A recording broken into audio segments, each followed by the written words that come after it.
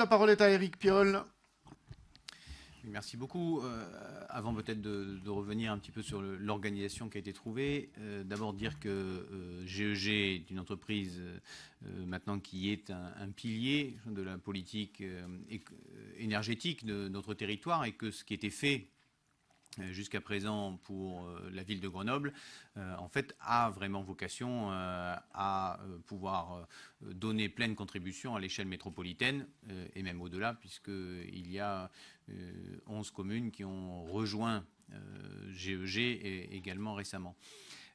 Ce pilier-là, ça va à la fois dans le schéma Air, Climat, Énergie qui a été voté par la métropole, mais ça s'inscrit également pleinement dans le schéma directeur de l'énergie de la métropole.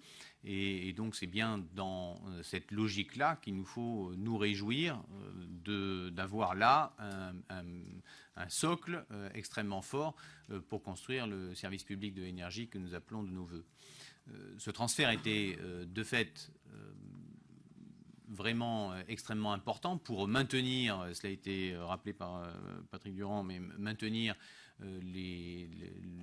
l'entité de travail, hein, les salariés, l'attachement à la fois de ces salariés à l'organisation, mais également, je crois, l'attachement de l'ensemble des habitants du territoire à cet outil. Et qui donne des résultats, qui permet d'avoir une politique claire, de pouvoir faire baisser les consommations, d'agir pleinement en rapport finalement avec ce qui est défini dans le schéma directeur de l'énergie, le développement des énergies renouvelables et la baisse des consommations. Donc, pour notre part, nous nous réjouissons effectivement que ce transfert ait lieu et nous pensons que ce service public de l'énergie métropolitain il est majeur, il est à construire.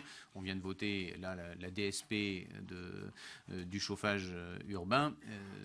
Nous voyons que nous avons un potentiel très fort. Hein. J'étais il y a quelques semaines à Copenhague où c'est 99,5% du chauffage qui est assuré par le chauffage urbain. Ça peut faire rêver. Mais en tout cas, ça nous montre que nous avons là un potentiel de développement extrêmement fort. Sur la solution qui a été trouvée, c'est une solution d'abord sur le prix, je crois entendre quand même un consensus sur le fait que le prix est plutôt un prix d'évaluation basse. Bon, c'est un transfert d'actifs intercollectivité, donc ça nous semble raisonnable et c'est plutôt cohérent. Et sur la mécanique qui a été trouvée, c'est ce qui permet aujourd'hui à la métropole de maintenir un plan pluriannuel d'investissement à la hauteur de ce qu'il a été affiché et à la hauteur de la volonté des enjeux qui sont les nôtres. Donc ce paiement, au fur et à mesure, il fallait bien qu'il trouve une traduction là dans finalement une dissociation des titres de propriété et ou un alignement plutôt des paiements avec le contrôle effectif de l'entreprise, même si je crois que le pacte que nous faisons ensemble montre que d'abord les objectifs, c'est des objectifs qui sont partagés, donc il n'y a pas de raison d'avoir de dissensus majeur là-dessus, que les alternances politiques, elles interviendront sur Grenoble, elles interviendront à l'échelle métropolitaine au gré du choix des électeurs, mais ça c'est le cas pour toutes les structures que nous pilotons, et que aujourd'hui le paiement à tempérament permet, je crois, à la métropole ce rachat, donc permet à la ville de Grenoble également la vente, hein, soyons clairs. Si nous n'allions pas là-dessus, comme la loi MAPTAM force la commune de toute façon à vendre les 2/3 de ses parts, nous aurions été vers la dissolution de l'entreprise locale de distribution et vers le passage à EDF sur notre territoire. Je crois que nous avons pris une décision en responsabilité par rapport à cela. Voilà, donc après on peut juste noter, pour revenir sur les propos introductifs de Jean-Damien Mermillon-Blondin, que de fait, la ville de Grenoble, là, ne fait pas payer d'intérêt à la métropole.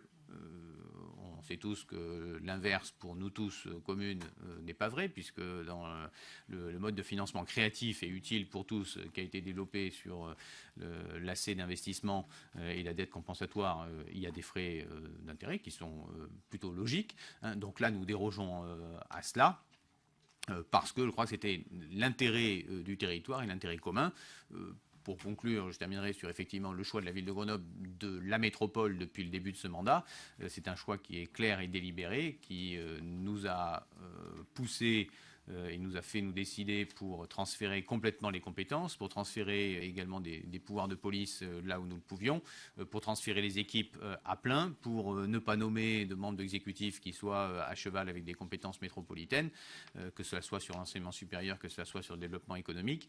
Et je crois que nous ne pouvons que nous réjouir. Nous savons tous que nous avons un retard dans la construction de l'intercommunalité ici.